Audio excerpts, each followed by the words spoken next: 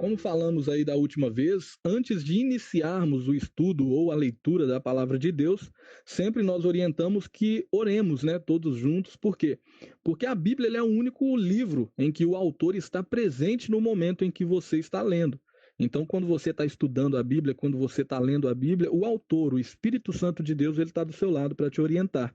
Então, se você puder, feche os seus olhos onde você está e ore junto comigo, confirme, concorde, em nome de Jesus. Senhor Deus e Pai, Pai, nessa hora, Senhor, estamos aqui, Pai, para te agradecer por mais esta oportunidade, Jesus.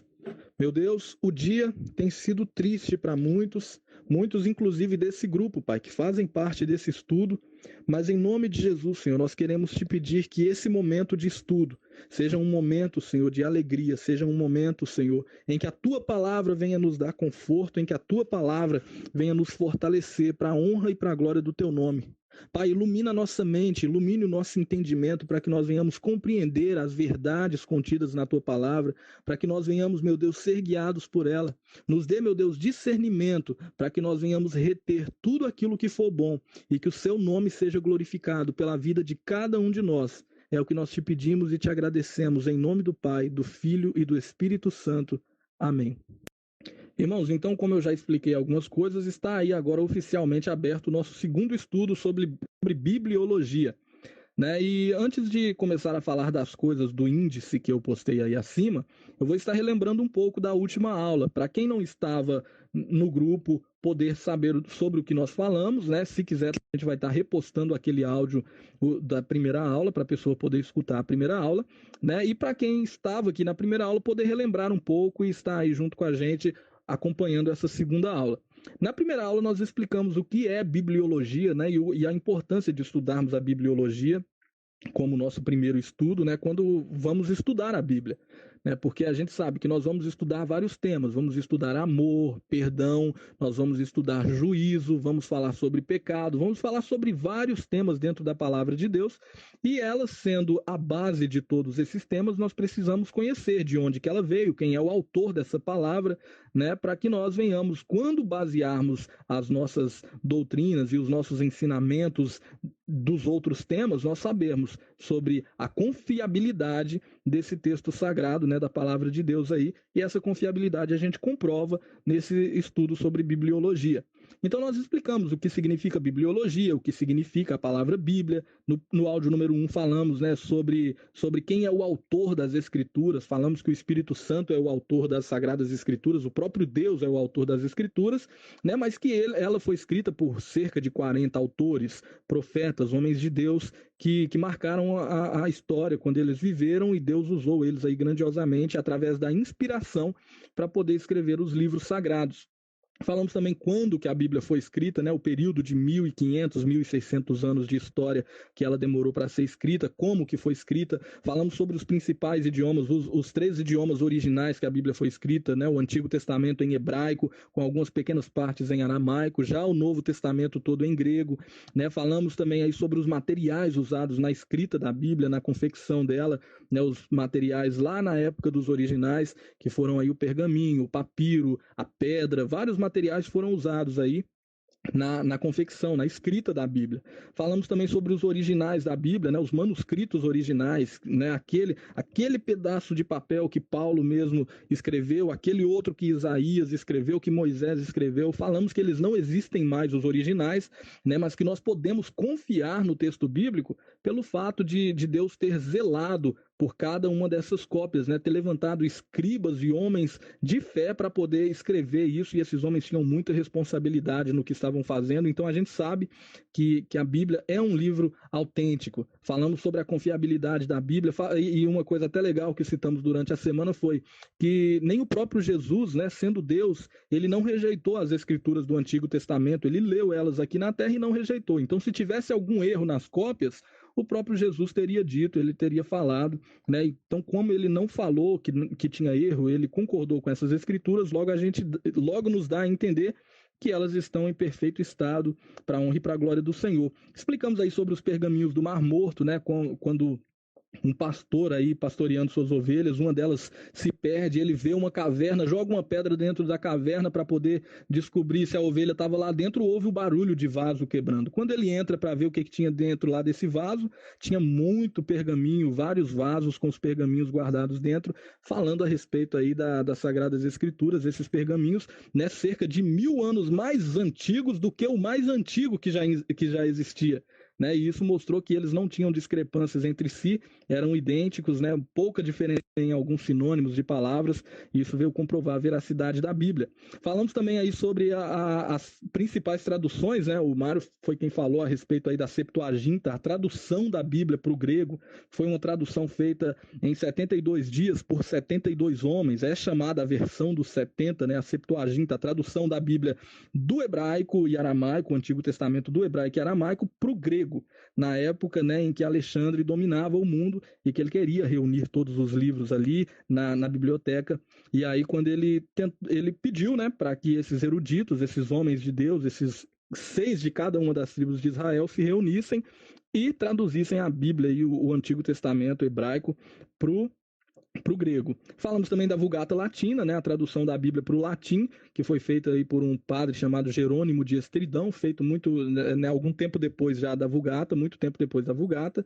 Falamos também sobre as divisões da Bíblia, as divisões principais, Antigo e Novo Testamento. Falamos que a palavra testamento significa aliança. Falamos sobre os gêneros literários, que a Bíblia não está organizada aí por ordem alfabética, ou melhor, por ordem cronológica, né? A Bíblia está organizada por gênero literário. Então, você vai ver Davi, por exemplo, numa história lá nos Reis, lá em Samuel, você vai ver Davi numa história lá no livro de Crônicas, e depois vai ver Davi lá nos Salmos, uma distância um livro do outro, né? Mas é o mesmo Davi. Então, por quê? Porque tem livros de Davi que foram escritos na forma de poesia, eles estão organizados nos livros poéticos. Tem livros que foram escritos de pessoas que escreveram da parte histórica, quando Davi viveu, estão organizados na parte histórica da Bíblia. Então, a Bíblia está organizada não por gênero literário, né, não por ordem cronológica, aliás, né, e sim por gênero literário. Falamos também sobre o período intertestamentário, vou falar mais um pouco a respeito hoje, sobre os apócrifos também, livros apócrifos que não são inspirados, vamos falar também um pouco hoje. A divisão da Bíblia em capítulos e versículos também vamos citar, e vamos também falar mais um pouco a respeito do tema central das Escrituras, né, que o Marcos explicou muito bem explicado para nós, que Jesus, toda a Bíblia converge para a pessoa de Cristo. Então esse áudio é a recapitulação aí do que foi passado na última aula, e agora sim vamos começar o estudo 2 do nosso tema Bibliologia. Irmãos, então vamos dar início aí ao estudo, e eu vou estar falando primeiramente aí sobre entendendo o período intertestamentário, né? Período intertestamentário ou período interbíblico, ou ainda período do silêncio profético. Esse período intertestamentário, o que significa isso? Significa, né, o período entre os testamentos. Na sua Bíblia aí, entre o livro de Malaquias e o livro de Mateus, vai ter uma página em branco, provavelmente o máximo que vai ter escrito nela é Novo Testamento, que é a página que vai dar início aí ao Novo Testamento. Saímos do Antigo, Testamento significa aliança, saímos da Antiga Aliança, passamos agora para a Nova. E o que isso quer dizer para a gente? Nesse período, né, de uma folha para outra, tem um período de 400 anos em que Deus não levantou nenhum profeta inspirado na terra para poder escrever. Né? Entre Malaquias e João Batista, que foi o que anunciou a chegada do Cristo, ficou aí um período de 400 anos sem nenhum profeta ser levantado em Israel. E talvez você diga, então o que Deus estava fazendo nesse período? Deus não estava fazendo nada? A história estava andando solta assim? É claro que não. Né, Deus ele sempre trabalhou na história, a história nunca saiu do controle do nosso Deus. E o que estava acontecendo aí? Eu vou explicar um pouco para você. A Bíblia diz que Jesus ele veio na plenitude dos tempos, né? Ele veio no momento propício, no momento certo em que ele deveria vir. Né? E como que a gente entende o mover, o trabalhar de Deus nesse período interbíblico, nesse momento em que não levantou nenhum profeta sobre a terra? A gente entende da seguinte maneira, né? Lembra da história lá do livro de Daniel, quando Nabucodonosor tem um sonho sobre uma estátua de 4 metais ali divididos nessa estátua, e que cada um daqueles metais representava um reino? A gente sabe que representavam ali os reinos da Babilônia, Medo-Pérsia, Grécia, e depois o reino romano, né, o domínio do Império Romano. Aquele sonho, lá daquela história, a gente vê que o Antigo Testamento ele vem se cumprindo tudo que Nabucodonosor sonhou. A Babilônia cai, né, a cabeça de ouro da estátua, a Babilônia cai, depois vem um império mais fraco que ela, a Medo-Pérsia, também cai, e no momento aí do período interbíblico, quem estava dominando o mundo? Estava dominando o mundo era a Grécia. Quem estava dominando o mundo era a Grécia. E a Grécia fez o quê? Que ajudou aí na vinda de Cristo, que proporcionou uma expansão maior para o Evangelho. A Grécia instituiu uma língua, começou a pregar que o idioma grego deveria ser falado por toda a população que fosse dominado pelo Império Grego. Né? Então, o que aconteceu? O idioma grego passou a ser muito difundido naquele tempo, e como esse idioma foi muito difundido, aconteceu o seguinte: todas as pessoas falavam um pouco do grego, alguns eram eruditos no grego, muitos entendiam o grego mais até do que sua língua materna, né? Então, todo um continente, toda uma parte do continente ficou falando o idioma grego, né? Então, Deus estava trabalhando na história, fazendo com que o povo falasse uma língua que todos entendessem. Lembram do Novo Testamento? Foi escrito em que idioma? No grego. Por quê? Porque o grego alcançaria muito mais pessoas. Olha Deus trabalhando. Trouxe Jesus no momento, ao mundo, no momento em que uma língua estava sendo instituída e essa língua estava sendo falada em muitos lugares. E vem o Novo Testamento e é escrito em grego. Logo, para ele ser pregado, né, e difundido da maior maneira possível, da melhor maneira possível. E aí, depois, quem é que domina o mundo ainda? Jesus, né? Quando Jesus vem ao mundo, quem dominava o mundo era Roma. Né? O Império Romano dominava aí aquela região ali, era o maior império do mundo, né, no caso, e Roma instituiu algo chamado de Pax Romana. E o que essa Pax Romana fazia? Essa Pax Romana fazia com que todos os piratas que impediam a transitação de navios aí nos mares, que esses piratas fossem aniquilados. Acabou com todos esses piratas que ficavam aí roubando mercadorias, fazendo dos mares perigosos, e além disso, nessa Pax Romana fez com que o Império Romano em si, né, construiu, né, mais de 100 mil quilômetros de estradas. Imagina, 100 mil quilômetros de estradas naquele tempo é muita estrada mesmo. Então começou a ligar países entre países, né? Agora dava para transitar de um país para o outro pelas estradas, tinha segurança nas estradas.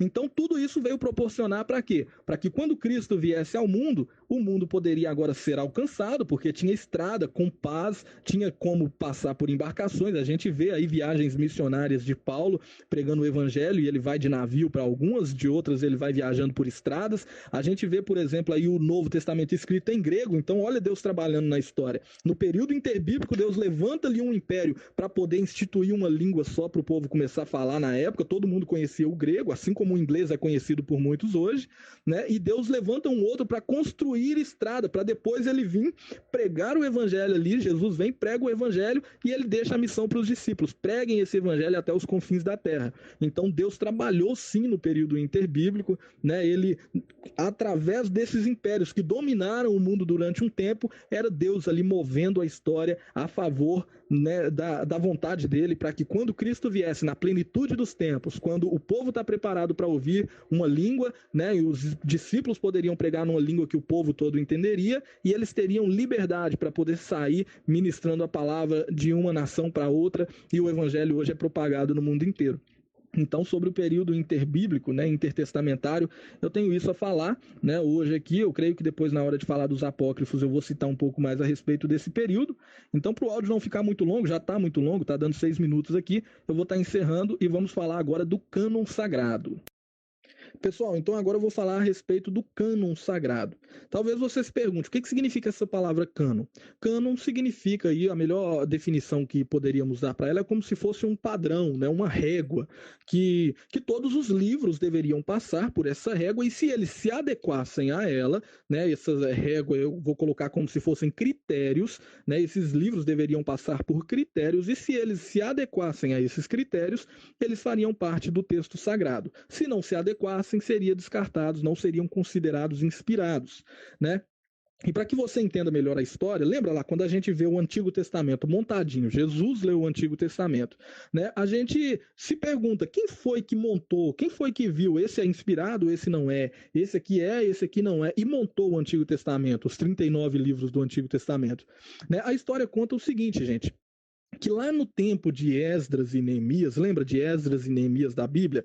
Os livros dele são livros históricos, estão lá antes dos Salmos, antes dos livros poéticos, mas as histórias de Esdras, de Neemias aconteceram quase no fim do Antigo Testamento, né? Se fôssemos organizar aí por ordem cronológica. Então, esses homens, né, alguns homens até liderados por eles, né, eles começaram a reunir, montaram um padrão, provavelmente debaixo de inspiração do próprio Deus, né? Eles começaram a colocar alguns critérios para saber qual livro tinha inspiração divina e qual não tinha, né? E quais critérios eram esses? Eu vou citar alguns aqui, e se alguém souber mais alguns desses critérios, pode falar com a gente também, para a gente aprender todo mundo junto. O primeiro critério, como se fosse aí a primeira coisa que o livro deveria se adequar, era a respeito do idioma em que ele foi escrito. Os livros fariam parte, né, do cânon sagrado, né, dessa quantidade de livros sagrados, se eles primeiro fossem escritos em hebraico, né? Eles deveriam ser escritos no hebraico. É claro que tem alguns trechinhos de aramaico em alguns textos bíblicos, mas praticamente o Antigo Testamento inteiro está escrito em hebraico. Esse era um dos critérios que o livro deveria passar para que ele fizesse parte do cânon sagrado. Um outro critério era a nacionalidade do escritor. Por exemplo, o escritor ele tinha que ser da Palestina, ele tinha que ser um daqueles homens ali que conviveu entre o povo judeu, entre o povo hebreu. Um outro critério também que bem interessante, e esse aqui é muito importante, é que o livro ele não poderia ter contradições dentro de si, né? E ele não poderia também contradizer os outros que já eram considerados inspirados, né? Então vamos supor que começa a organizar e organiza lá o primeiro livro de Jó, o de Jó, suponhamos, né? Que o de Jó tenha sido inspirado, eles consideraram já inspirados, guarde o de Jó. Aí viesse um outro livro e esse já discordasse do que o de Jó, que encaixou nessa régua, esse livro novo agora discordasse do de Jó, esse novo já era descartado. Por quê? Porque o nosso Deus é um Deus que não muda. Então ele não estaria entrando em contradição ali nesse quesito, né? Então essa régua tinha esse princípio que deveria ser seguido. Os livros não poderiam ter contradições nem entre ele próprio, não podia ter contradição. O livro uma hora fala uma coisa e outra hora fala outra, e nem também poderia contradizer os demais livros que já eram considerados inspirados. Então, eu vou deixar esses três aqui, o áudio já está com 3 minutos e 25, então esses são alguns critérios que os livros passaram. O Antigo Testamento, provavelmente, né, naquele tempo lá de Esdras e Neemias, eles começaram a reunir os livros, né, passaram eles por alguns critérios para que eles fizessem parte aí, montassem o Antigo Testamento, chamado aí, né, de a Torá do judeu, né, a Bíblia dos judeus, né? E a nossa Bíblia, Antigo Testamento, é como se fosse aí a nossa antiga aliança. Pessoal, falando aí a respeito agora sobre a inclusão dos livros apócrifos, né, na Bíblia Católica. Nós falamos na semana passada a respeito, né, do significado da palavra apócrifo, né, e que nós não temos nenhum livro apócrifo na Bíblia protestante, né, nem no livro também sagrado dos judeus, a Torá. Então, para que você entenda melhor, eu vou estar explicando aí como foi a inclusão dos livros apócrifos na Bíblia Católica. Primeiro, né, relembrando, o significado da palavra apócrifo é, né, oculto ou escondido, né, é algo, né, que está oculto. Mas no contexto em que nós usamos, né, um livro apócrifo no contexto, né, de estudo da Bíblia, é um livro que não é inspirado por Deus. É pecado ler um livro apócrifo? É pecado? Eu não posso ler? É um livro secreto que eu não posso ler? Não, é um livro de história comum. Ele vai estar contando algumas histórias do passado, de homens de Deus que fizeram muitas coisas no passado. É até interessante você ler esses livros, só que esses livros não são no mesmo padrão da Bíblia. Eles não passaram naquela régua, naquele cânon que eu citei anteriormente. Por quê? Porque alguns têm contradições dentro de si, outros, né, não passaram ali no critério do escritor, entendeu? Então, esses livros, por não passarem nesse cânon, né, nessa régua, eles não fazem parte aí da Bíblia Sagrada como inspirados, né? Esses livros, por mais que eles contem histórias de homens de Deus, não são livros que nós devemos praticar à risca tudo que está escrito neles. A Bíblia, sim, tudo que a Bíblia ensina, os 66 livros inspirados, a gente deve seguir, deve obedecer, porque essa é a nossa única regra de fé e prática. Já esses livros apócrifos, né, que inclusive na Bíblia Católica tem alguns, na Bíblia Católica, versão Ave Maria, eu citei aqui na última aula sobre os 7 livros que tem inclusos nessa Bíblia. Esses livros apócrifos, eles, por não serem inspirados, não devem, então, ser obedecidos à risca, né? E quando é que eles foram inclusos na Bíblia Católica, já que eles não faziam parte inicialmente? Né? Esses livros foram inclusos, né, no ano de 1546, num concílio chamado Concílio de Trento. Né? Esse concílio ele foi criado, de certa forma, para combater a reforma protestante. Né? Os reformadores, na época, começaram a pregar as verdades da palavra ali, foram contra alguns papas que estavam, né, alguns padres que estavam ali, de certa forma, inibindo a verdade do povo. E o que eles fizeram? Então, a Igreja Católica, na época, através desses concílios, fez o seguinte, fez uma contra-reforma. Vamos fazer o seguinte, então, eles fizeram mais ou menos dessa forma. Adicionaram esses livros ao cânon da Bíblia, católica no caso, para poder rebater aquilo que os cristãos, né, protestantes estavam ali combatendo.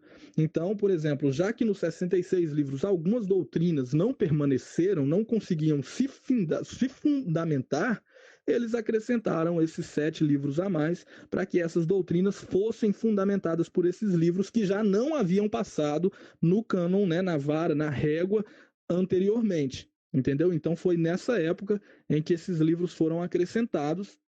Não são livros inspirados, então, esses livros apócrifos não são os únicos também, existem muitos apócrifos, porém, esses 7 que eu citei na semana passada, eles fazem parte da Bíblia Católica, né, principalmente aí na versão Ave Maria, que totaliza 73 livros. Como eu disse, não é pecado ler um livro apócrifo, não é algo que você deve manter as 7 chaves, não.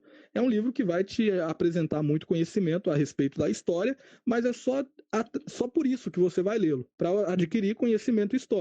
Você não precisa, não vai obedecer nada que está nele ali, porque ele não é um livro inspirado por Deus, logo ele não tem poder sobre nossa vida, né? As palavras nele contidas não terão poder sobre nossa vida, porque a nossa única regra de fé e prática são os livros inspirados por Deus. Pessoal, falar um pouco a respeito das principais traduções da Bíblia, né? E nesse áudio aqui eu vou estar falando a respeito das principais traduções, né? A Septuaginta e a Vulgata Latina. A Septuaginta, como nós sabemos, né? Falamos isso na semana passada, ela é a tradução da Bíblia para o idioma grego. Lembra, o Antigo Testamento, que foi escrito em hebraico e em aramaico, traduzido para o grego. Foi traduzido por quem? 72 homens hebreus, eruditos, conhecedores da palavra, escribas, né? Eles traduziram a Bíblia em 72 dias. Esses homens, 6 de cada tribo de Israel, se reuniram, traduziram a Bíblia toda, o Antigo Testamento inteiro, do aramaico e do hebraico e aramaico para o idioma grego, né, que era a língua que dominava o mundo naquela época. Já a Vulgata Latina, né, a Vulgata Latina foi traduzida bem depois, né, foi uma tradução, melhor dizendo, que veio bem depois aí, que foi feita por um padre chamado Jerônimo de Estridão. É o famoso São Jerônimo da Igreja Católica, né, o São Jerônimo. Foi uma canonização do padre que traduziu a Bíblia aí para o idioma latim. O latim era falado na época do Império Romano. Então, a Bíblia Septuaginta, a tradução Septuaginta significa a versão dos 70, porque foi traduzida por 72 homens, a tradução do texto hebraico sagrado dos judeus em 72 dias, por 72 homens, para o idioma grego, que era o mais difundido na época, cerca de 280 anos antes de Cristo ela foi feita. Já a Vulgata Latina, feita aí no 3º século, né, é a tradução da Bíblia, né, desse Antigo Testamento, dos livros antigos aí da Bíblia, para o latim, que era a língua falada na época do Império Romano. Pessoal, vou falar aí agora a respeito das traduções, né? Tanto a de Lutero quanto a de Wycliffe. Lutero traduziu a Bíblia para o alemão, John Wycliffe traduziu a Bíblia para o inglês. Se você não sabia, agora você sabe. Primeiro eu vou falar a respeito aí da tradução para o alemão, que foi feita por Martinho Lutero. Né, Martinho Lutero, né, foi um padre alemão, ele viveu aí no século XVI e ele é considerado o principal propulsor da Reforma Protestante. O protestantismo surge, né, começa a ganhar força, né, e ele nasce praticamente ali em Martinho Lutero, quando ele, né, no dia 31 de outubro de 1517, ele afixa, ele prega ali na porta da catedral ali em Wittenberg, ele prega as 95 teses, 95 declarações de fé que ele tirou da Bíblia, ele extraiu da Bíblia e mostrou que a igreja não estava cumprindo elas na época. Né? E eu vou contar como que foi mais ou menos a conversão de Lutero. Tem isso no meu livro também, depois você pode, né, dar uma lida. Né? Lutero ele estava andando um dia junto com um amigo dele, né, no campo, e cai um raio. E esse raio que cai, a descarga elétrica, atinge ele e o amigo dele. Só que o amigo dele morre. E aí o que acontece? Ele permanece vivo e ele fica se perguntando por que o meu amigo morreu e por que eu sobrevivi. E tentando encontrar resposta para isso, qual é o motivo dele ter sobrevivido? Os dois sofreram a mesma descarga elétrica. Né? Por que Deus não levou ele junto ali? Né? E tentando encontrar essas respostas, ele começa a estudar os escritos de Santo Agostinho, um homem que viveu antes dele, né? E ele encontra o seguinte, ele, num certo dia estudando, ele encontra uma Bíblia escrita em latim, traduzida para o latim. E quando ele começa a ler essa Bíblia, ter contato com ela, todo dia ele lia, todo dia lendo, ele começou a ver o seguinte, gente, que a igreja da época, a igreja católica no caso, na época, ela não estava cumprindo os padrões que a Bíblia estipulava. A igreja estava pregando coisas que não se condiziam com o que a Bíblia estava ensinando.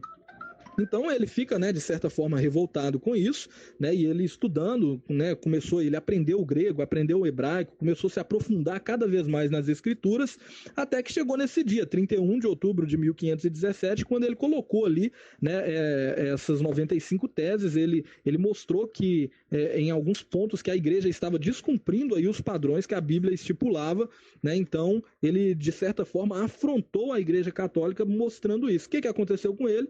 Passou a ser muito perseguido, né? E conforme ele ia sendo perseguido, ele acabou tendo que fugir. Fugiu para a Alemanha, retornou para a Alemanha ali, e quando estava, né, preso, escondido, ele começou a traduzir a Bíblia. Né, traduzir do latim, que era a língua falada até naquele momento. Olha só, século XVI, e o latim era a língua em que o povo tinha que ter as escrituras, né, e detalhe, o povo nem poderia ter. Quem tinha era só, né, só os padres, só os bispos, só os grandes homens ali da igreja que poderiam ter. O povo simplesmente ia lá e ouvia em latim, né, e não tinha o acesso à Bíblia como a gente tem hoje.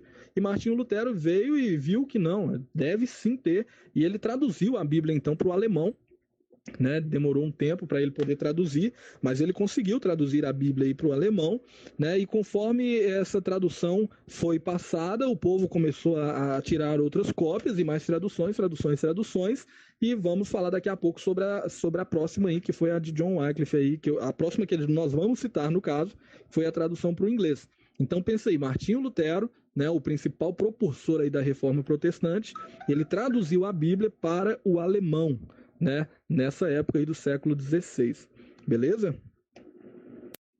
Já a tradução da Bíblia para o inglês, pessoal, foi feita por esse homem, chamada a primeira, né, foi feita por esse homem chamado John Wycliffe, né, ou Wycliffe, né? Esse homem traduziu a Bíblia para o inglês, ele foi um padre, no caso da Igreja Católica, né? E ele pregava o seguinte, que todo mundo tinha que ter contato com a Bíblia, todo mundo tinha que ter acesso à Bíblia no seu próprio idioma. Né? E o que ele fez? Ele traduziu a Bíblia para o idioma inglês, né? Ele terminou a sua tradução aí em 1380, né? Ele traduziu esses dois testamentos aí. E o que aconteceu com ele? Ele passou a ser muito perseguido, porque ele contrariava as doutrinas da Igreja Católica na época, que dizia, por exemplo, que a Bíblia, né, deveria ser lida só pelos mais importantes homens da Igreja, né, e que o povo deveria ouvir, de certa forma, calado. E aí ele traduziu a Bíblia para o inglês, no caso da Inglaterra lá, e isso trouxe muita perseguição para ele. Ele morreu no dia 31 de outubro de 1384, e o que aconteceu? Alguns anos depois que ele tinha morrido, a igreja mandou desenterrar ele, queimar os ossos dele, né, e jogaram ali as cinzas dos ossos dele no rio. Né, e os seguidores dele, né, os homens que seguiam o que esse homem pregava, o que John Wycliffe pregava, né, que a Bíblia deveria ser propagada e que todo mundo tinha que ter contato a ela e que todo mundo deveria aprofundar no conhecimento dela, esses homens também foram muito perseguidos durante a história. né? Mas muitas cópias da tradução de John Wycliffe continuaram, né, a ser ensinadas, a ser copiadas, a serem propagadas. Então, os seguidores dele começou a tirar cópias dessa tradução para o inglês e difundir. Muitas foram queimadas, né? A própria igreja comprava essas traduções e queimavam. Então, de certa forma, a igreja financiava eles a comprarem materiais para escrever mais, mas de certa forma a igreja também queimava muito dos materiais que eles estavam escrevendo, né? Mas graças a Deus, as traduções da Bíblia, hoje elas se encontram em muitas línguas, vou falar disso daqui a pouco ali, mas a tradução para o inglês foi escrito primeiramente por John Wycliffe, né, que viveu aí nesse período de 1324 e 1384 depois de Cristo. Pessoal, falar um pouco aí sobre a tradução da Bíblia para o português, né? Todo mundo aí já deve ter lido um dia, né, ou visto o nome João Ferreira de Almeida em alguma Bíblia aí, talvez você tenha, sua Bíblia seja a versão João Ferreira de Almeida, né? E eu vou falar um pouco a respeito dessa tradução, né? A primeira tradução da Bíblia para o português foi feita por esse homem, né? João Ferreira de Almeida, que também foi padre, né? E João Ferreira de Almeida, ele começou a traduzir a Bíblia para o português. Primeiro, ele se converteu, vou falar bem rápido aqui para não demorar muito, ele se converteu em Malaca, né? Numa viagem que ele estava fazendo, e quando ele se converte, ele começa então a ler as escrituras e ele então traduz a Bíblia, né? Já desde os 16 anos de idade ele começou a traduzir a Bíblia para o português. Ele primeiro pega aí de algumas versões espanholas, né? Ele começa a traduzir a Bíblia aí do castelhano para o português, né? E depois que ele termina de escrever, que ele traduz assim a Bíblia e manda para os revisores verem se estava tudo ok, se podia ser publicada e tal, o que acontece? Eles rejeitam 2 vezes as traduções. Pensa aí, ele traduz a Bíblia e aí 2 vezes ela é rejeitada. Os caras nem dão moral pro que ele tinha feito, pro trabalho dele. E acaba sendo perdido mesmo esse trabalho. Só que depois de muitos anos, esse homem, né, João Ferreira de Almeida, ele traduz mais uma vez, né, a Bíblia de novo. Ele começa primeiro pelo Novo Testamento, né, e quando ele chega lá no capítulo 48, versículo 21 do Novo Testamento, ali de Ezequiel, do Antigo Testamento, quer dizer, em Ezequiel 48, 21, quando ele chega nessa parte, já era o ano de 1691, ele vai e falece. Né? Então, né, depois que ele falece, aí um amigo dele, né, esse amigo dele impulsiona aquela Bíblia, aquela tradução que ele estava. Esse amigo dele termina de escrever ali, né, de traduzir o restante ali da Bíblia, e depois, quando é passado pelos revisores, dessa vez eles aprovam e a imprensa começa então, né, a difundir, né, a tradução feita por João Ferreira de Almeida. Então esse padre, que era padre, depois ele se tornou ali, né, um homem da igreja protestante, um servo de Deus na igreja protestante. Ele traduz a Bíblia, né, mais de 2 vezes, né, e só nessa terceira vez, quando ele está traduzindo aí, que eles vão reconhecer ela e vão, de certa forma, publicar ela já no ano de 1691 aí, que já é bem depois aí bem depois aí da tradução de Lutero, da tradução aí dos outros homens. Então olha para você ver que legal, né? A Bíblia foi traduzida para o português primeiramente por esse padre que se converte ao protestantismo, né? E ele traduz ela do espanhol para o português, né? De algumas versões espanholas para o português. E quando ele traduz ela 2 vezes, é rejeitado. Na terceira, ele é aceito. No caso aí, depois de morto, a tradução dele foi aceita, né? Um amigo dele completou ela, né? Ele já tinha traduzido todo o Novo Testamento, traduziu o Antigo. Quando chegou em Ezequiel, já no finalzinho ali, né? Ezequiel 48, 21, ele falece, um amigo termina, e aí sim a tradução dele é publicada, né? E para a honra e glória do Senhor, nós temos hoje, quase todo mundo tem uma versão Almeida, né? Revista e corrigida, revista e atualizada. Essas revisões foram feitas posteriormente, né? Para poder, né, enriquecer ainda mais, corrigir algumas coisinhas, algumas traduções que podem ter sido feitas erradas na época dele. Mas nós temos aí o prazer de falar que esse português, chamado João Ferreira de Almeida, que um dia foi padre e depois se converteu ao protestantismo, ele traduziu a Bíblia para nós, né, do espanhol para o português. Pessoal, vocês estão vendo que, por mais que os áudios estão demorando, eu estou gravando muito áudio aqui, estou demorando muito nos áudios, mas está sendo bem raso o ensino. Eu oriento a vocês estudarem com profundidade cada um desses temas, cada um desses tópicos que eu coloquei aí no estudo, para que você aprenda mais. Tá bom? Por mais que o áudio tá ficando longo, eu tô explicando talvez bastante coisa, mas eu tô achando muito raso. Se fôssemos explicar isso aqui com profundidade, é assunto para várias aulas, assim. Cada um desses temas daria uma aula aí de, no mínimo, 30 minutos. Mas vamos seguir o barco. O número de traduções hoje, né? A Bíblia hoje ela é traduzida para mais de 2.500 idiomas e dialetos, muito mais. Então pensa aí, a Bíblia que antigamente, né, foi uma dificuldade danada para poder traduzir ela para a Septuaginta ali para o grego, né? E depois para a Vulgata Latina, e depois de muito tempo para outros idiomas, como por exemplo o alemão, quando Lutero traduziu, o inglês, quando John Wycliffe traduziu, o português já em 1600 e tanto, quando o João Ferreira de Almeida traduziu. Então, a Bíblia hoje em dia é traduzida para muitos idiomas, mais de 2.500 idiomas e dialetos. Então, além de ser traduzida para idiomas falados em várias nações, tem ainda os dialetos, né? Línguas que são faladas dentro de uma só nação. Então, a Bíblia hoje é muito propagada para a honra e glória do Senhor. É o livro mais lido, mais traduzido, mais vendido. É o livro recorde em todos os aspectos da literatura, é a Bíblia Sagrada. Falar um pouco aqui a respeito das perseguições que a Bíblia sofreu no decorrer da história. Não vou demorar muito nessa parte, né? A gente sabe que o quanto que Deus zelou pela palavra dele, quando a gente vê, né, o número de pessoas que já tentaram destruir a Bíblia de tudo quanto é forma. Né? Nós tivemos muitas perseguições, inclusive algumas dessas perseguições, como eu já citei aqui, pela própria igreja, né? No caso, a liderança da Igreja Católica numa época passada, né, que não queria que ela fosse difundida, né, e como eu disse, pegavam a Bíblia e queimavam, né? Por exemplo, temos o exemplo da França, né, que na época ali perto da Revolução Francesa, o que a França fez? A França instituiu por uma assembleia, né, que não existia Deus, que Deus não existia, e muitas Bíblias foram reunidas e queimadas em praça pública durante muito tempo na França. Então pensei, muitas Bíblias destruídas, né? A Bíblia foi perseguida durante toda a história. Vários homens, os imperadores, quando eles dominavam o mundo, eles tentavam destruir a cultura. Lembra de quando o templo foi atacado, o templo de Jerusalém na época da Babilônia, quando a Babilônia atacou, o templo foi destruído, o povo queimou tudo. E aí só depois a gente vê um homem de Deus encontrando ali as escrituras e resgatando aí de novo. Deus, ele sempre proveu de cuidar para que a Bíblia não fosse toda destruída, né? Foi muito perseguida no decorrer da história. Cada império que surgia tentava destruir a cultura da nação, partindo por isso. Vamos destruir os livros deles, vamos queimar tudo que eles têm, para que essa nação não se institua de novo. Essa era a forma de os impérios dominarem no passado, e mesmo sendo dessa forma, Deus proveu de cuidar para que os livros sagrados permanecessem intactos, as cópias permanecessem intactas, e nós hoje pudéssemos usufruir aí, né, desses livros que é a palavra genuína do Senhor. Falar um pouco aí sobre uma pessoa que teve a vida perseguida, né, e acabou morrendo aí, né, por pregar a verdade, a palavra de Deus.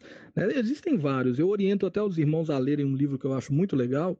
Né? Eu até citei ele aqui no grupo, quando ainda era o grupo do Desafio 90 Dias, né, que é o livro Loucos por Jesus, né, do pastor Lucinho, que conta aí a história de vários mártires que morreram, né, por pregarem a palavra de Deus genuína e por permanecerem firmes nela. Né? E nesse livro conta várias histórias, inclusive a história, né, de William Tyndale. William Tyndale foi um homem, né, um servo de Deus, que traduziu a Bíblia para o inglês também, só que ele traduziu partindo o quê? Do grego e do hebraico, ele traduziu dos originais.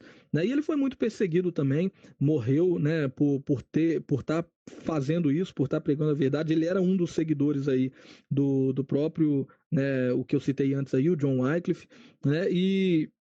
E outra coisa, esses homens, né, por exemplo, tem os valdenses, os seguidores de um homem chamado Pedro Valdo, que também permaneciam fiéis ali à palavra de Deus, né, e eles não aceitavam mesmo as imposições forçadas da igreja na época, né, em que a igreja queria estar acima das escrituras, e por causa disso esse homem foi muito perseguido, foi morto, os seus seguidores também morreram, né, esse Pedro Valdo, ele traduziu a Bíblia aí para a língua romana, uma língua mais romantizada ali da época, em que o povo falava em uma certa região, é como se fosse um dialeto, né? Foi muito perseguido por isso, né? Homens como esse Pedro Valdo, né? Homens como, por exemplo, esse William Tyndale, homens como o próprio, né, John Wycliffe, o Martinho Lutero, esses homens, eles deram a vida deles exatamente pela verdade, pela palavra de Deus, pagaram um alto preço por tentar difundi-la, por tentarem, né, espalhá-la para o máximo de pessoas possíveis. Alguns pagaram com a própria vida. Por exemplo, a história de um homem chamado John Huss, né? Esse homem, ele pregava as verdades, ele não se desviava da Bíblia, né? Ele foi um padre também da Igreja Católica há muito tempo atrás. Ele pregava as verdades da palavra, seguia as verdades da palavra, mas o que ele pregava, por mais que estava na palavra, contrariava a vontade da Igreja Romana. E aí o que a Igreja fazia? Perseguia. Esse John Huss, por exemplo, ele morreu queimado, né? Porque eles queriam que ele negasse tudo que ele estava ensinando. Ele falou: não posso negar, porque se eu estar negando, eu vou estar negando a própria palavra que diz essas verdades. Foi queimado, e no dia que ele foi queimado, a história conta que ele morreu cantando um hino ali, orando pelos que estavam fazendo aquilo por ele, falando: Deus, perdoa o que eles estão fazendo. Era um homem que tinha uma vida, né, plena ali na presença de Deus, né, ficou fiel à palavra até o fim, pagou um alto preço por isso, mas a gente sabe que se permanecermos fiéis somente a essa palavra, fiéis à verdade que Deus nos deixou, que Cristo nos deixou, ainda que paguemos um alto preço aqui, o dele na cruz foi maior. Amém? Então que vocês entendam isso aí a respeito disso. Várias pessoas deram a vida para que essa palavra estivesse em nossas mãos. Por isso nós devemos ter tanto cuidado com ela, por isso nós devemos estar tão focados nela, estudá-la, vivê-la, né? Porque, né, como disse Tertuliano, que foi um homem que viveu há muito tempo atrás, ele disse o seguinte: o sangue dos mártires é a semente da igreja. A cada homem que morria por amor a Cristo, que morria por amor à palavra, vários e vários e vários outros nasciam na fé. Falava: se esse homem morreu por esse Cristo, ele não negou e foi até o fim, até a morte, então eu quero crer nesse Cristo também. Porque se esse homem deu a vida dele porque ele acredita que Cristo tem algo melhor preparado para ele, então eu quero ser assim também.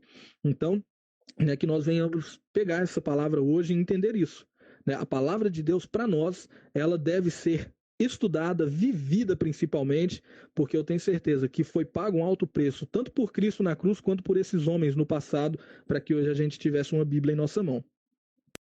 Pessoal, bem rapidinho, coloquei aí a Bíblia de Wittenberg. Na verdade, não é Wittenberg, é Gutenberg. Né? E por que a gente colocou o nome desse homem aí?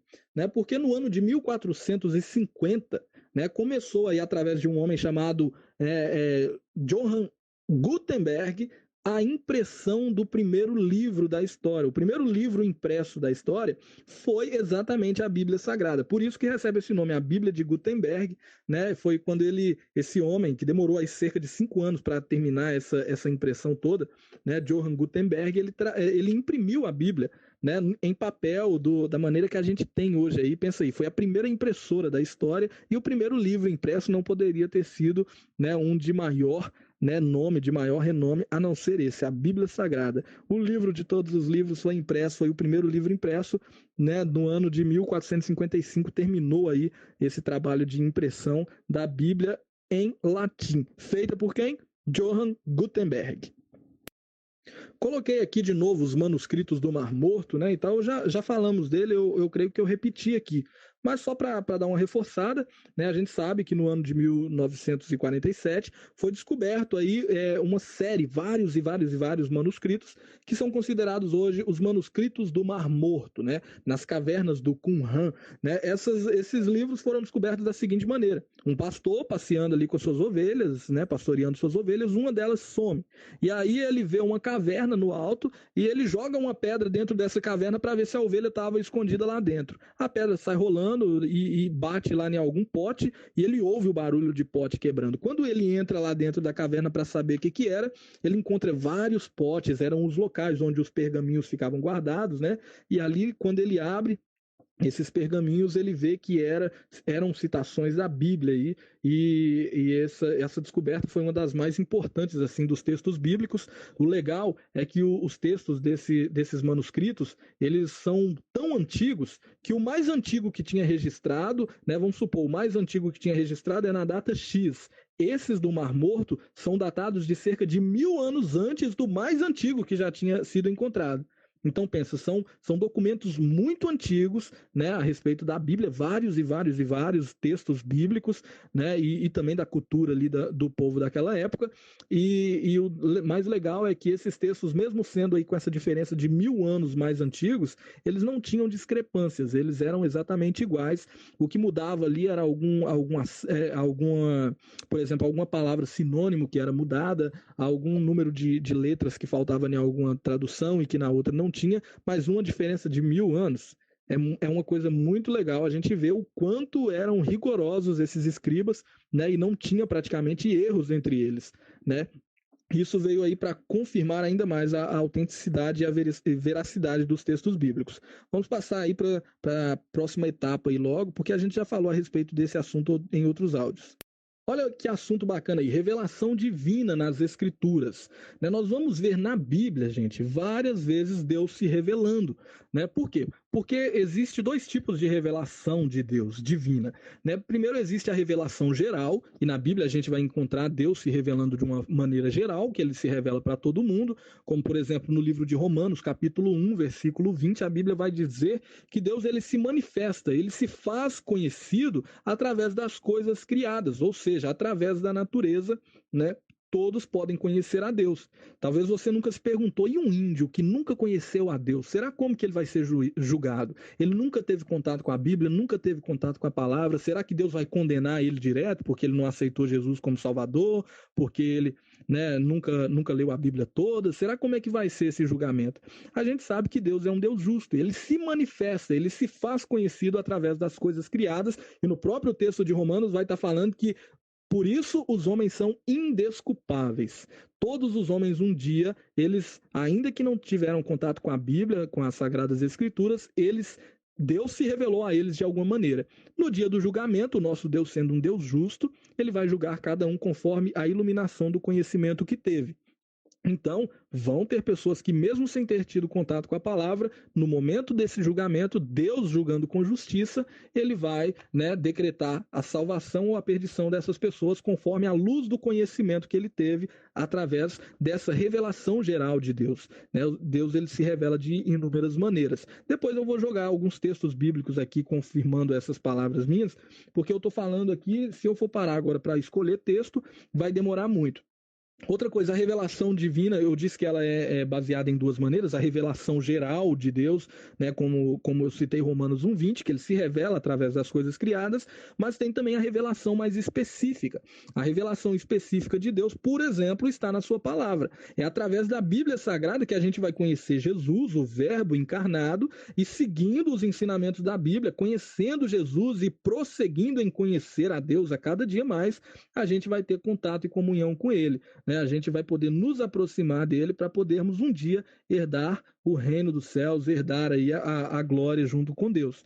Amém? Então que vocês entendam isso. Deus ele se revela né? A Bíblia, por exemplo, vai dizer no livro de Hebreus, capítulo 1, vai falar o seguinte, olha, antigamente Deus se revelou de várias maneiras através dos profetas. Hoje, porém, ele se revela através de Cristo.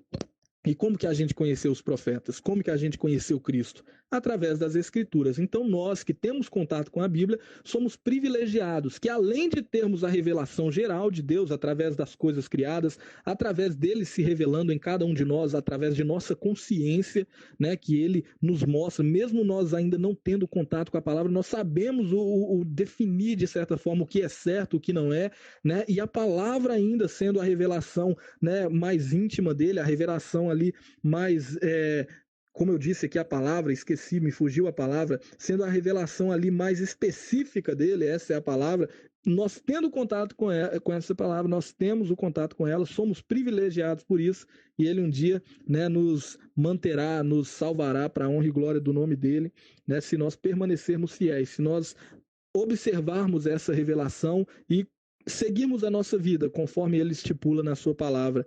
em nome de Jesus, que você entenda isso aí. Deus, ele se revela de duas maneiras: revelação geral e revelação específica. Pessoal, colocamos aí o conceito de revelação, inspiração e iluminação. Primeiro vou falar o que significa essa revelação. Revelação, como eu disse aí no áudio anterior, eram os momentos em que Deus se revelava aos profetas, Deus se revelava ao povo no decorrer da história, e essa história era passada de pai para filho. Vamos supor, lá no tempo do Gênesis. O Gênesis a gente sabe que foi escrito por Moisés, mas Moisés só viveu lá naquele período, já depois do Gênesis, depois ali de Abraão, de José, 430 anos depois de José. Então vamos voltar lá. Moisés estava lá na época no deserto, libertando o povo, indo rumo à terra prometida, e foi provavelmente nesse período que ele escreveu o livro de Jó, o livro de Gênesis.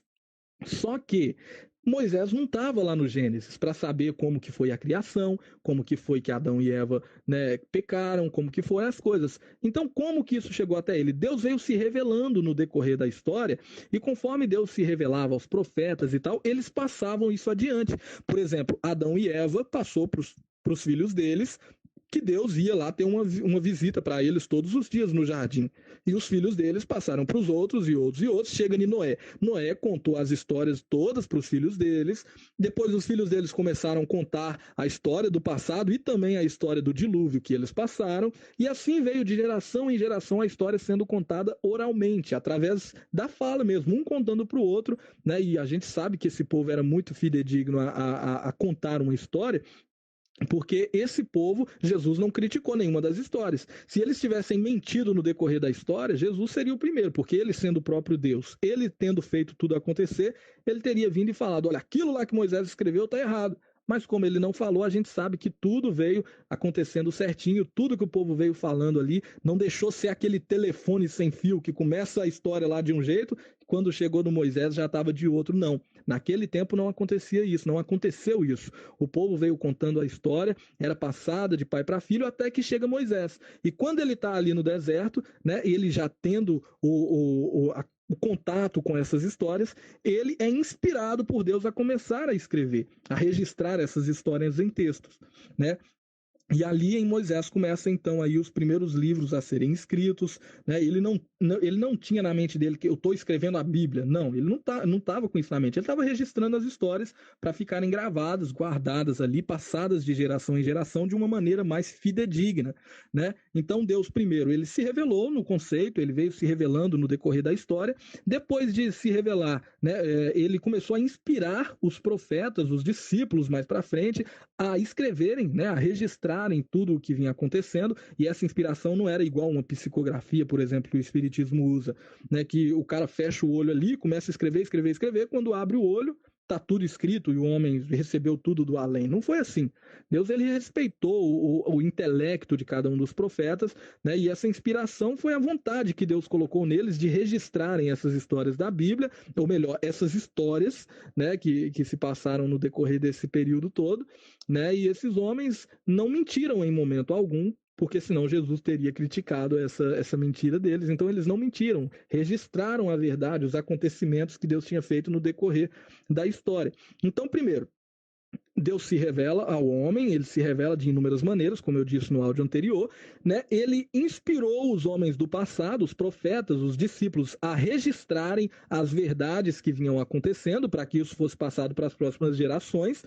E hoje, como que ele age em nós quando nós pegamos a Bíblia? Ele ilumina a nossa mente, para que nós venhamos entender a palavra dele. É por isso que quando você pega a Bíblia, o ideal é que você ore, você peça: Espírito Santo, Senhor, eu te peço, ilumina a minha mente, para que eu entenda o que o Senhor quer passar para mim através da tua palavra. E como que funciona essa iluminação? Você lê o texto e o Senhor Jesus, ele começa ali, através do Espírito, ele começa a trazer o entendimento, a compreensão do texto para você, e você consegue ser edificado cada vez que você lê a Bíblia. Pensa aí, a Bíblia é lida por pessoas humildes, pobres, pequeninas, que não têm conhecimento quase de nada, e são edificadas essas pessoas, e a Bíblia também é lida por homens grandiosos, que são conhecedores das letras, entendidos, e são também edificados com essas palavras. É um livro especial, porque o autor é especial, é um livro vindo do próprio Deus para nós, e ele fez isso, ele se revelou, ele inspirou os profetas a registrarem e hoje ele ilumina a nossa mente, nos guiando, nos dando a revelação, ou melhor, a iluminação do texto bíblico a cada vez que nós lemos. Pessoal, vou falar aí a respeito aí de duas coisas, vou tentar ser mais rápido agora, já está quase acabando, né? Vou falar primeiro sobre quando que foi a divisão da Bíblia em capítulos e versículos, né? E sobre a difusão da Bíblia hoje, como que ela está, né, tão difundida hoje em dia. Primeiro, a divisão da Bíblia para capítulos e versículos. Como a gente sabe, né, a Bíblia não foi escrita lá pelos profetas e pelos discípulos já com a divisão, né? 1 Coríntios capítulo 1, versículo 1. Não tinha nada disso. Era escrito direto, os discípulos, os apóstolos, né, e os profetas, eles começavam a registrar a história ali, e somente depois de muitos anos é que a Bíblia foi dividida em capítulos e versículos para facilitar a nossa compreensão e nós encontrarmos um texto com mais facilidade. Por exemplo, a Bíblia foi dividida em capítulos, né, pelo um homem chamado Cardeal Caro, e ele, né, dividiu a Bíblia em capítulos no ano de 1250. Então, olha só para você ver, a Septuaginta não era dividida, né, a Vulgata Latina não era dividida, só em 1250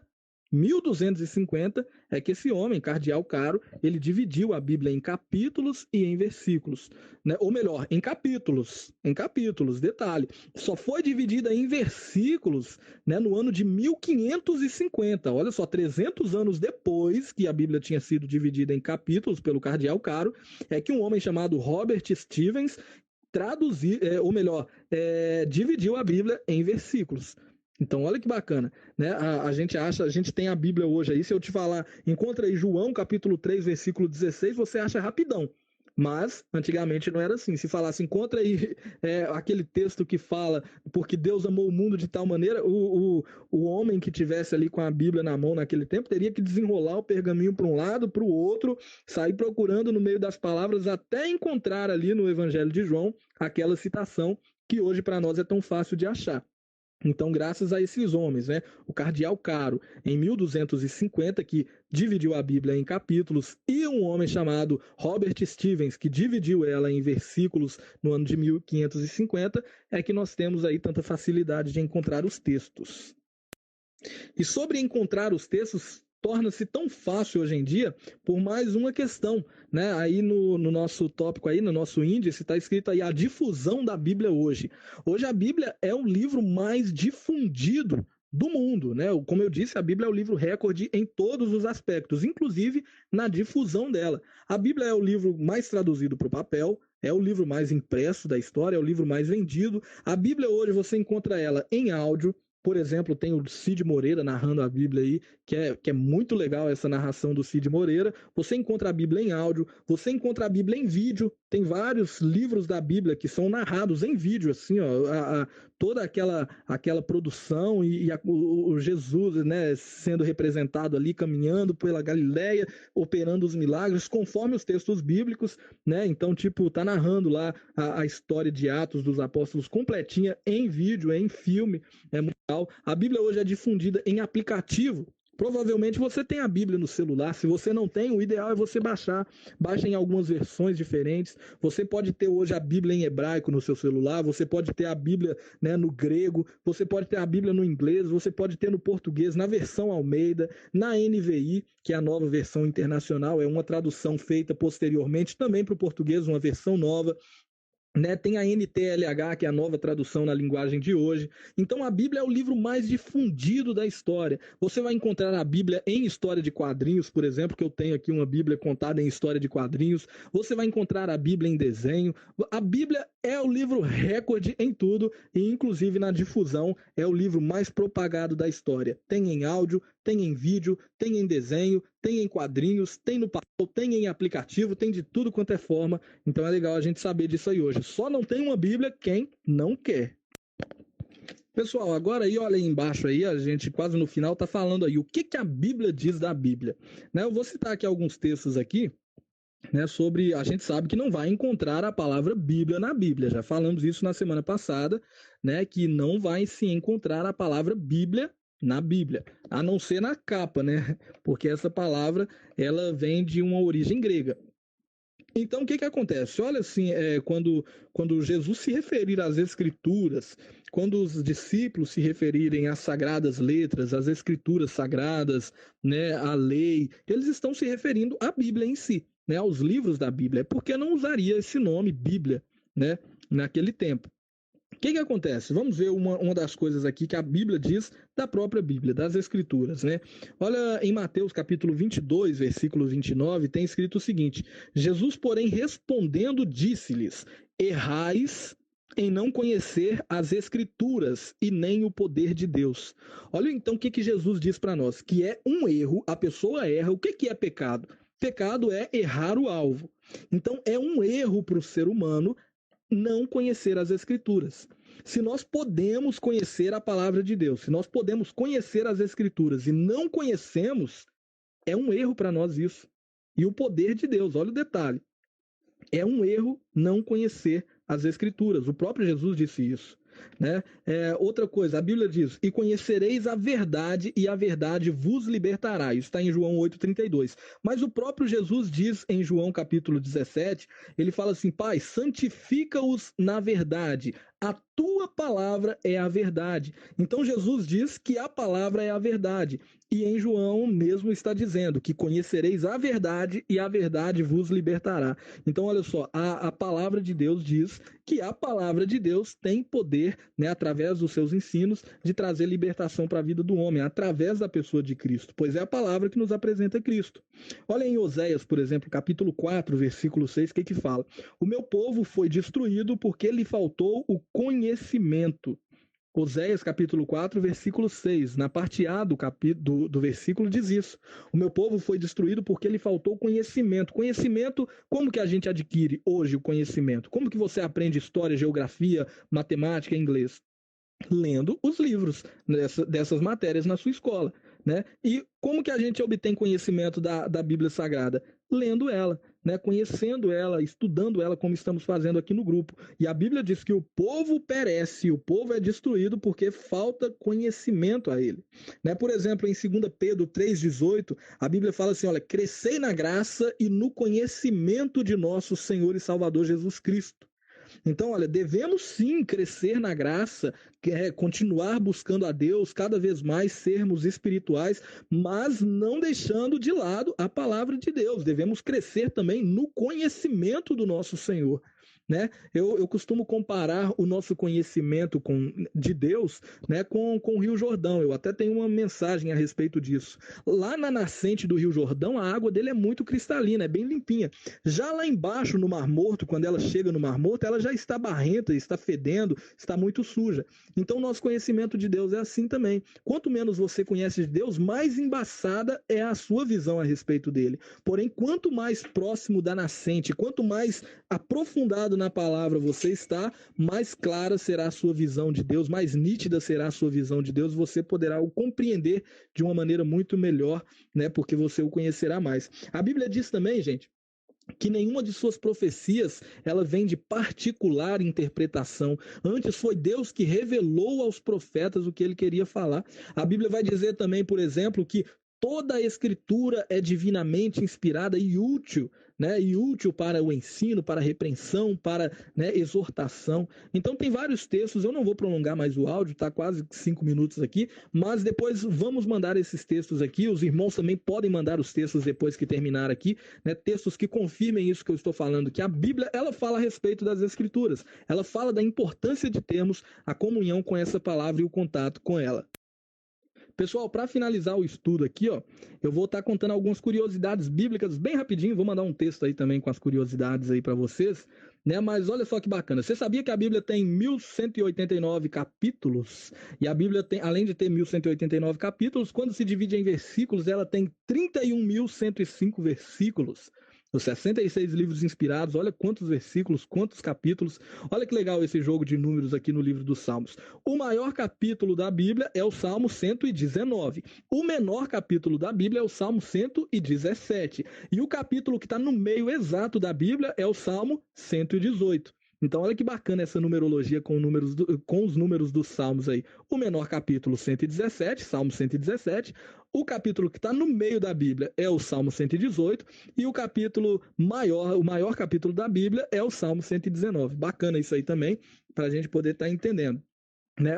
E quando você pega aí no Salmo 118, antes do Salmo 118 tem 594 capítulos e depois do Salmo 118 tem mais 594 capítulos. Né? Ele está no centro exato ali da Bíblia. Né? O livro de Ester, por exemplo, você sabia que o livro de Ester e o livro de Cantares não tem a palavra Deus nesses livros? Mesmo sendo um livro inspirado por Deus, não tem a palavra Deus, não tem o nome Deus ali, né? O título Deus nos livros de Ester e no livro de Cantares. Outra coisa, você sabia que o homem mais velho da Bíblia, né, o mais velho da história, o homem que mais viveu nessa terra, se chamava Matusalém? Né? Então, quando você vê alguém mais velho assim, que alguém zoa ele de Matusalém, é exatamente por isso. Ah, esse cara é um Matusalém, esse cara é velho demais, essa história é do tempo de Matusalém, né? Por quê? Porque Matusalém foi o homem que viveu mais tempo na história. Ele morreu com 969 anos. A gente vai encontrar isso lá no livro do Gênesis, né? Muito bacana aí a história, né? Contando do homem mais velho do mundo. Ele morreu antes do pai dele, né? Que o pai dele não morreu. Ele era filho de Enoque. Enoque foi para o céu, né? Foi arrebatado, né? Então ele morreu aí antes do pai dele. O pai dele não chegou a morrer. Beleza, gente? Essas são só algumas curiosidades da Bíblia aí. Eu já vou estar finalizando aqui, vou gravar um áudio agora só para fechar o estudo aí rapidão, né? E vocês já vão poder comentar também aí. Foi bem longo, bem cansativo. No próximo, em nome de Jesus, os meninos têm que estar aqui me dando uma ajuda. Pessoal, então finalizando esse estudo, né? Glória a Deus, tem mais de 2 horas que eu estou aqui falando, aqui sentado nessa cadeira, conversando com vocês. Né, conversando não, falando sozinho, vocês vão começar a falar agora. Né, e o que a gente aprendeu hoje? Hoje a gente, além de recapitular a aula 1, a gente entendeu mais um pouco a respeito do período intertestamentário, a gente falou sobre o cânon sagrado, falamos da inclusão dos livros apócrifos na Bíblia Católica, falamos também das traduções importantes aí, Septuaginta, Vulgata Latina, a tradução para o alemão feita por Lutero, a tradução para o inglês feita por John Wycliffe, a tradução para o português feita pelo padre João Ferreira de Almeida, né, falamos aí sobre o número de traduções que existem hoje, aí várias traduções da Bíblia hoje. Falamos também aí a respeito sobre, né, as perseguições que a Bíblia sofreu no decorrer da história, pessoas que deram a vida pela palavra. Falamos sobre a primeira Bíblia impressa, né, pelo Johann Gutenberg, que imprimiu a primeira Bíblia aí em 1450, 1455. Falamos também um pouco mais a respeito sobre os manuscritos encontrados nas cavernas do Qumran, no Mar Morto. Falamos também aí sobre a revelação de Deus, a revelação geral e a revelação, né, específica do Senhor aí nas Escrituras. Falamos também sobre o conceito de revelação, sobre o conceito, como ele inspirava os profetas, os discípulos a escreverem, também sobre como ele ilumina hoje a nossa mente para entender a palavra. Falei um pouco a respeito de quando é que a Bíblia foi dividida em capítulos e versículos. Falei também sobre a difusão, como que a gente tem Bíblia em vários formatos hoje, né, em várias plataformas a gente vai encontrar a Bíblia. E falei também sobre o que a Bíblia diz da Bíblia, né? Contei algumas curiosidades no final e citei alguns textos aí fazendo referência à própria palavra. Gente, está aberto agora para vocês poderem comentar, né? Eu quero pedir até desculpa aos irmãos por eu ter demorado tanto, né? Eu falei muita coisa, eu creio que você que está ouvindo esse áudio aqui já está enjoado de ouvir minha voz, então agora fala um pouco aí, a gente quer ouvir sua voz aqui também, mudar um pouco essa tonalidade, esse som aí, eu tenho certeza aí que vai ser muito bom a gente conversar a respeito dessa palavra, né? Que Deus abençoe sua vida por você ter permanecido até agora, né? Amanhã eu vou tentar juntar os áudios para poder colocar só um também, igual eu fiz no outro dia, né? E comente, irmãos, comente aí a respeito do estudo, o que você achou, né? Para que a gente possa continuar crescendo na graça e no conhecimento. Para finalizar também aqui, eu já quero falar a respeito de porquê, né? Relembrando, o Marcos e o Mário não estiveram aqui hoje. O Marcos é porque veio falecer. Você está ouvindo Web Rádio Servindo com Amor. 24 horas com você.